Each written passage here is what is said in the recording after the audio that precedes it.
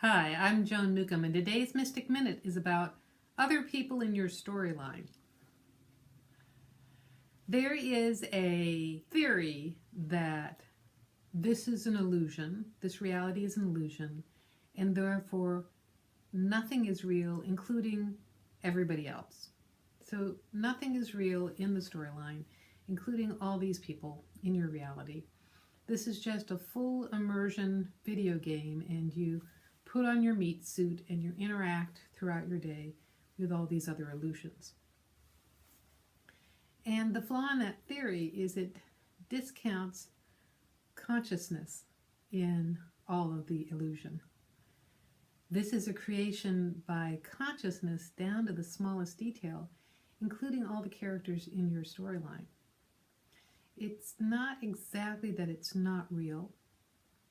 If anything, it is all alive. Everything is alive down to the smallest detail.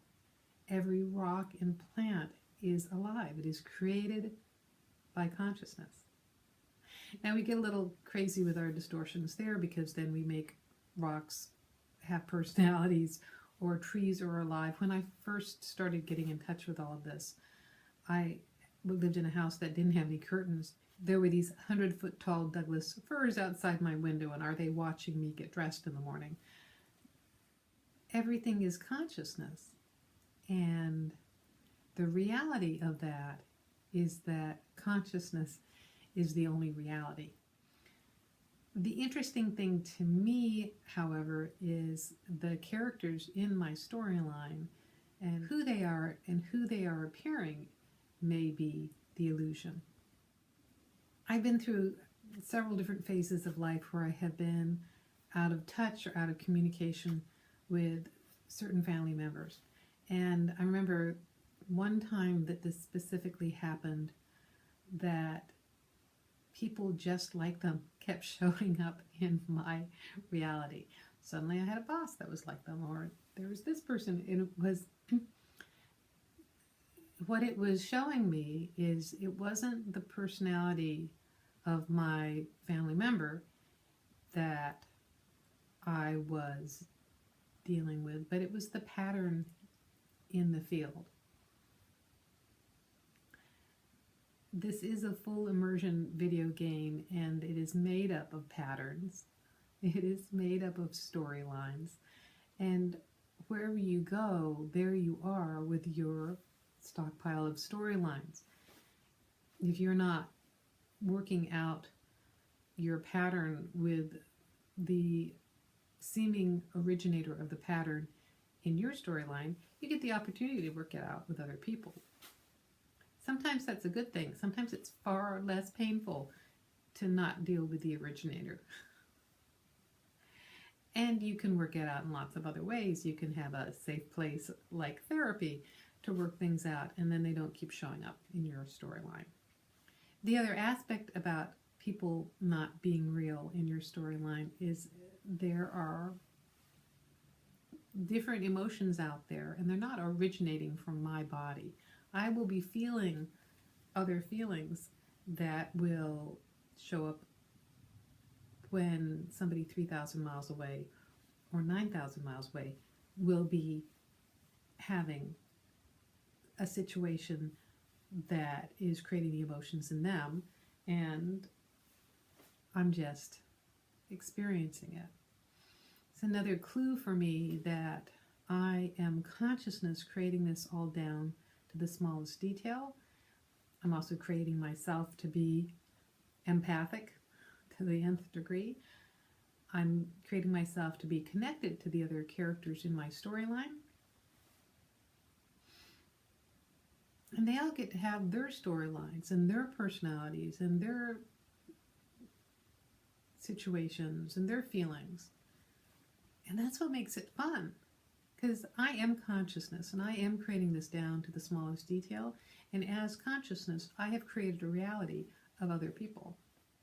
It makes it interesting when you are working on creating your reality, consciously intending to do something. It's a little bit like getting up in the morning and consciously intending to go to the bank. So you go outside of your house and you get in the car And at the same time, as you're intending to get to the bank, it should take about 15 minutes.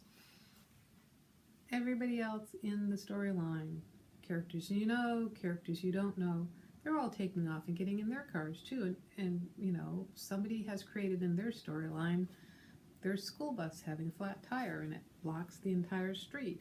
Oh, your storyline diverges. Bigger storyline of a windstorm and a tree falls over. Changes the route.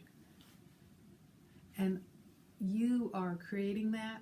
You are co-creating with all the characters in the storyline, and as your greater expansive self, you are creating the entire movie.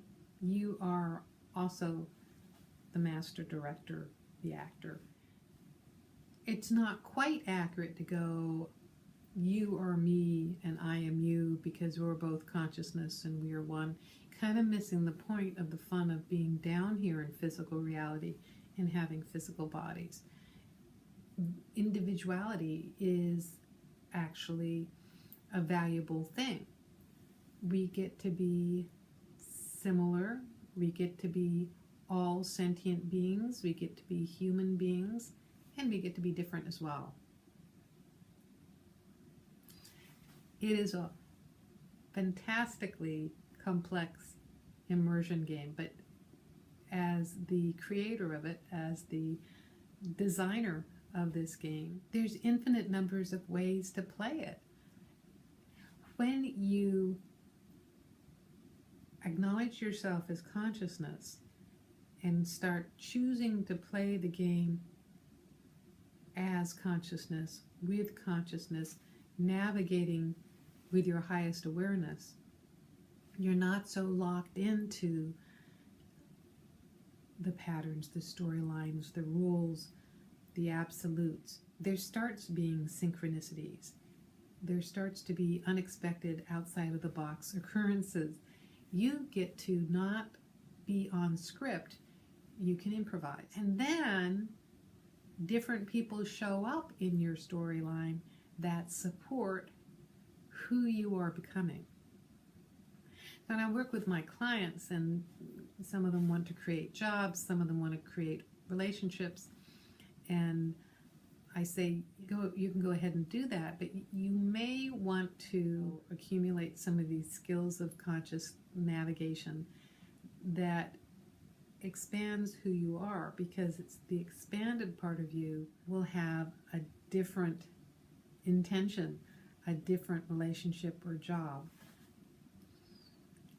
If you're still working at the lower vibration, you're going to bring in something that doesn't fit.